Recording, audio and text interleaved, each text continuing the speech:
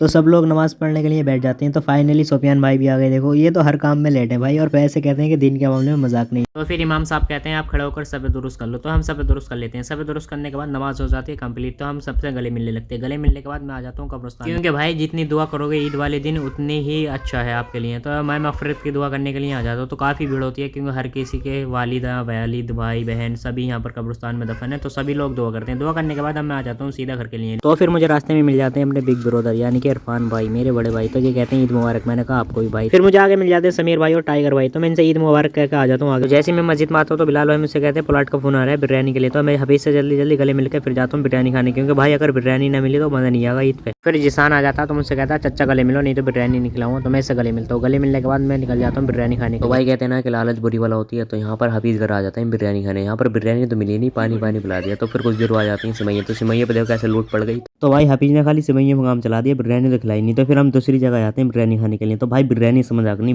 तो फाइनली बिरयानी आ जाती है मेरे हत्ते। आए हाय ऑर्डर पर मुस्कुराहट दे भाई, बिरयानी की बात ही अलग है। फिर कुछ देर के बाद आ जाता है अनस भाई के घर का नंबर। तो अनस भाई आ जाते हैं, कहते हैं ब्लॉगर साहब जल्दी चलो बिरयानी ठंडी हो जाएगी। मैंने कहा कोई बात नहीं, ठंडी हो या गर्म बिरयानी तो खानी है ही नरम नरम।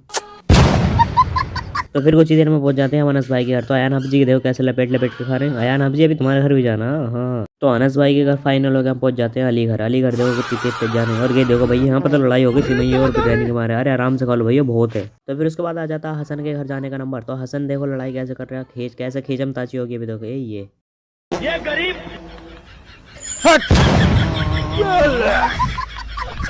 फाइनली आ जाते हैं हम अंदर। तो अंदर कोल्ड ड्रिंक के ऊपर लड़ाई होने लगी। हसन हमने घर करा रहा था कोल्ड ड्रिंक पर लड़ाई, और यहाँ कितनी बैठ कर मस्ती से पी रहा है बिरयानी के साथ दिए।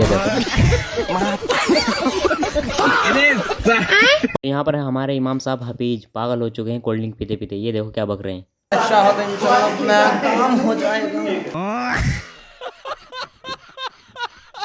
तो ये पूरी पलटन की पलटन आ चुकी है अयान हाफजी घर, आप देख सकते हैं। और भाई भी है, मैं भी हूँ, मैं कसर छोड़ दूंगा। मैं भी हूँ, ये भी है देखो।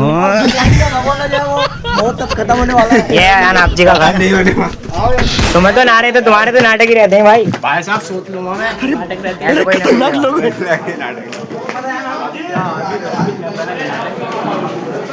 अस्सलाम वालेकुम। तो फाइनली ये था मेरा ईद का ब्लॉग। अगर आपको ब्लॉग अच्छा लगा तो कमेंट में ज़रूर बताना। फिर मिलेंगे न्यू ब्लॉग में।